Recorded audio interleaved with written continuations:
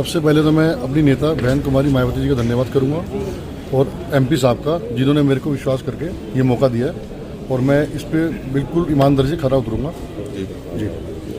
क्या जनता के लिए क्या करेंगे आप? जनता के लिए देखिए, मेरा तो पहला मौका मिला है मुझे। जो भी शहर की दिक्कत होगी, चाहे वो युवाओं को ले लो या आम जनता की जो भी परेशानी होगी, मैं पूरा ईमानदारी से काम करूंगा और पहले भी करता आ रहा हूँ। अगर ऊपर वाले ने मौका दिया, ताकत दी, तो जो मेरे से होगा जी जान से करूँगा। देखो, मैं 20 दिन से फील्ड में ही हूँ, बहुत बढ़िया रिस्पांस मिल रहा है मेरे को सभी समाज का। हमारे पास एक समाज का वोट नहीं है, हमारे पास सब समाज का वोट है, चाहे मुस्लिम समाज हो, पंजाबी समाज हो, ब्राह्मण समाज हो, अपना ठाकुर हो, गुज्जर हो, वाल्मीकि हो, दलित हो, सबका बढ़िया रिस्पांस मिल रहा है। तो बाकी तो ऊपर वाले को पता है और बढ़िया अच्छे से हम लोग इलेक्शन लड़ेंगे और ऊपर वाले चाहे तो जीत के आएंगे। ठीक।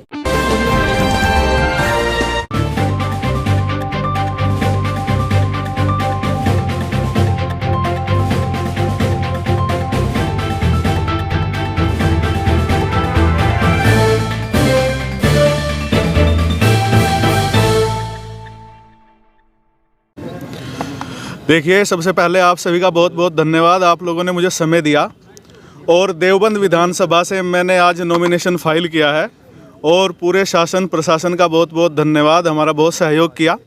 और सबसे अधिक मैं इसके लिए धन्यवाद देना चाहता हूं मेरे नेता, मेरे आदर्श एडवोकेट चंद्रशेखर आज़ाद जी को, जिन्होंने मुझ में विश्वास जताया। और उससे भी ज़्यादा धन्यवाद देवबंद की उस महान जनता को, जिन्होंने मुझ में आस्था जताई और मेरे नेता तक ये पहुंचाया मैसेज कि हमारे यहाँ से आप इनका टिकट करिए और हम इनको यहाँ से जिता के लखनऊ विधानसभा में भेजने का काम करेंगे। आज़ाद समाज पार्टी अपने आप में ज़मीन पर रह के काम करने वाली पार्टी है। हम लोग 5 साल से लगातार चुनाव को ना देखते हुए भी पब्लिक के बीच में है, जनता के बीच में, और अपना काम बखूबी निभा रहे हैं।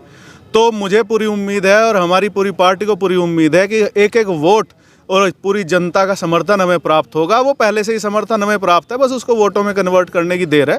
और आप लोगों को बहुत जल्दी आज़ाद समाज पार्टी पूरे उत्तर प्रदेश में, उत्तराखंड में, पंजाब में सरप्राइज देने का काम करेगी। कितने जीतने का काम करेंगे? 6 में से 6 जीतने का काम करेंगे।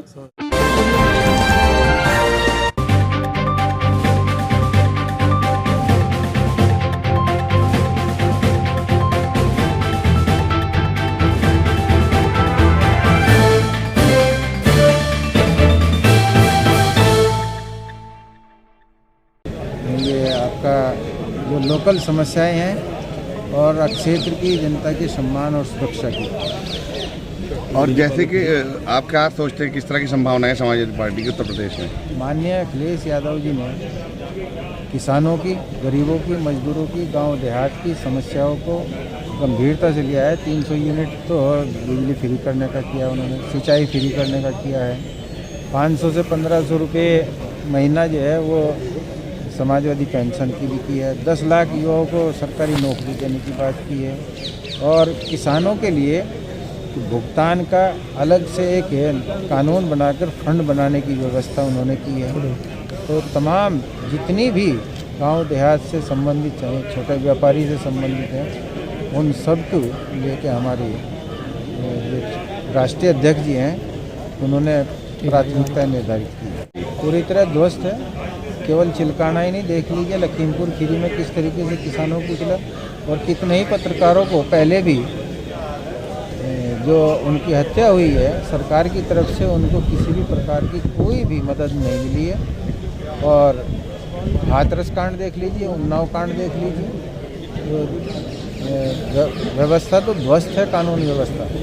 तो आपका मुकाबला किससे है अपने विधानसभा क्षेत्र? हमारा मुकाबला जो इस सरकार के 5 साल में किसानों की दुर्दशा, गरीबों की दुर्दशा और जो गांव में छोटे दुकानदार हैं उनकी दुर्दशा, उन सारी चीज़ें जो समस्याएं इस कानून व्यवस्था से संबंधित, जिस तरीके से इन लोगों ने पंचायत चुनाव में भी जो महिलाओं का अपमान किया, साड़ियाँ तक उनकी खींच ली गई, नामांकन दाखिल नहीं करने दिया गया, उन सब के प्रति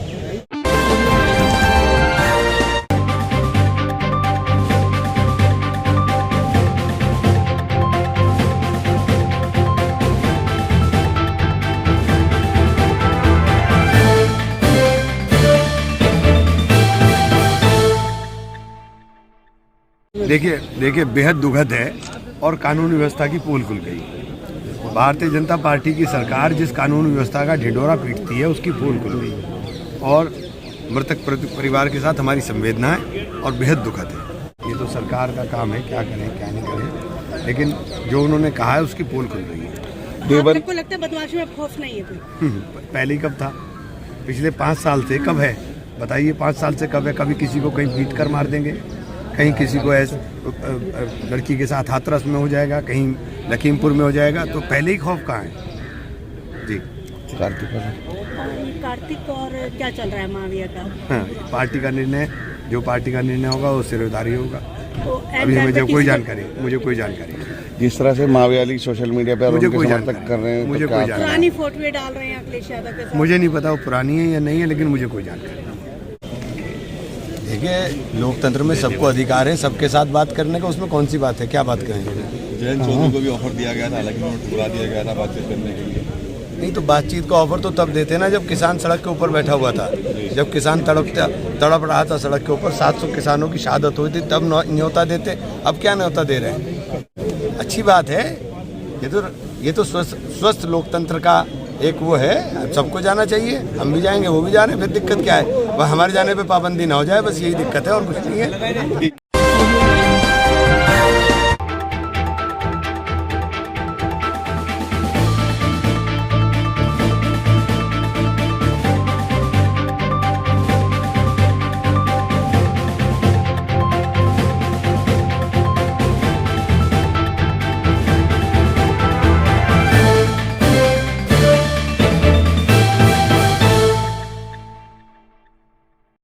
आज बहुत भारी मन के साथ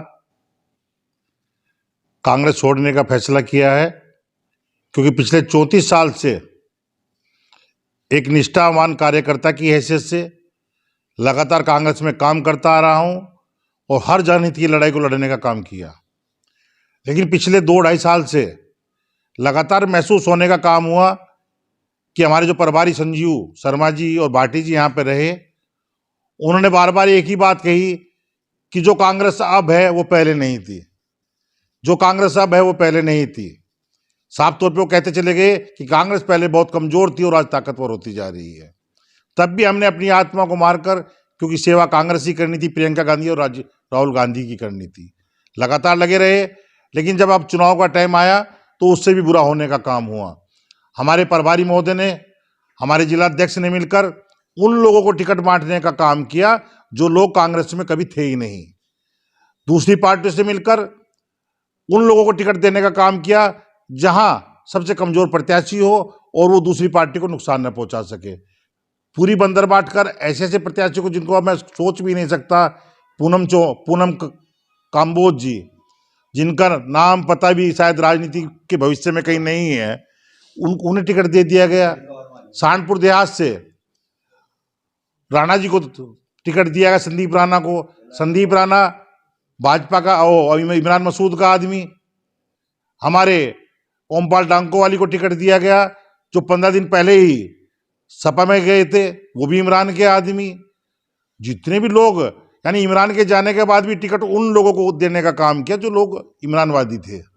साफ तौर पे कहना चाहते हैं, ये लोग पार्टी को धरातल पर पहुंचाने का काम कर रहे हैं और निष्ठावान जो कांग्रेसी हैं उनका कहीं ना कहीं मन को ठेस पहुंचाने का काम कर रहे हैं। आज हम अब भी अपनी बहन प्रियंका गांधी जी का, जितनी मेहनत उन्होंने कांग्रेस के लिए तन मन से कर रही हैं, वो शायद किसी और ने नहीं की, लेकिन उनकी करनी को ये खत्म करने का काम कर रहे हैं और कांग्रेस को बिल्कुल खत्म करने की तरफ जा रहे हैं।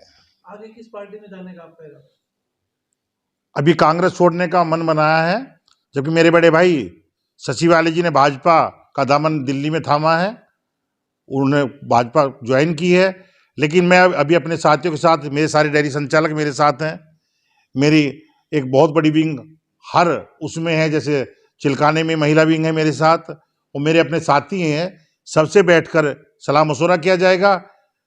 उम्मीद है या तो सामाजिक कार्यकर्ता के तौर पर अब काम करने का काम करूँगा, नहीं अगला क्या निर्णय होगा सोच विचार के बाद ही उसका फैसला करूँगा। देखिए, आज कांग्रेस में हमने कम से कम 15 साल कार्य किया और मैंने कांग्रेस नगर अध्यक्ष और 2 बार मैं जिलाध्यक्ष भी रहा कांग्रेस में।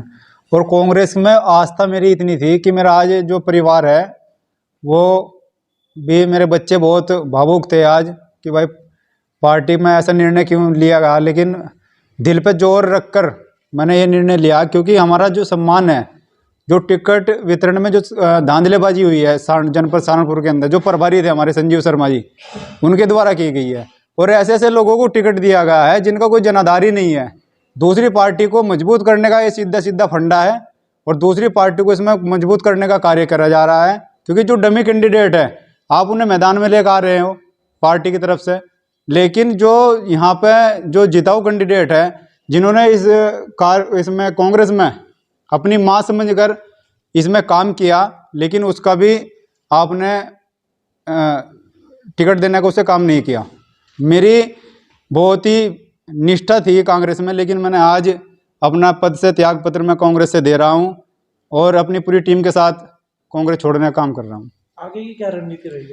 आगे की रणनीति देखो, मैं सामाजिक कार्यकर्ता भी हूं, मैं भारतीय वाल्मीकि धर्म समाज का जिला सलाहकार हूं और कांग्रेस का जिला अध्यक्ष था। मेरी टीम है, मैं अपनी टीम के साथ सलाह करके काम करूंगा। लेकिन इस जो इन्होंने धंधलेबाजी फैला रखी है हमारे संजीव शर्मा ने, जो प्रभारी है, उनकी जो ये वो है ना, यहाँ से जो इन्होंने मतलब पैसे की बंदरबांट जो करी, मेरी उनसे बात भी हुई कई बार, उन्होंने मेरा फ़ोन उठाने का काम नहीं किया। उन्होंने ये दिखाने का काम किया कि जो भी कुछ हो संजीव शर्मा है और उसका सीधा सीधा नुकसान अगर किसी को हो रहा है तो आदरणीय प्रियंका गांधी जी को हो रहा है। प्रियंका गांधी जी ने इतनी मेहनत की संगठन को खड़ा करने के लिए, लेकिन उसकी सीधी सीधी जो बंदरबांट की वो प्रभारियों के द्वारा की गई सहारनपुर जनपद के अंदर, और मैं उसी से हाथ होकर अपने पद से इस्तीफा दे रहा हूं अपनी टीम के साथ।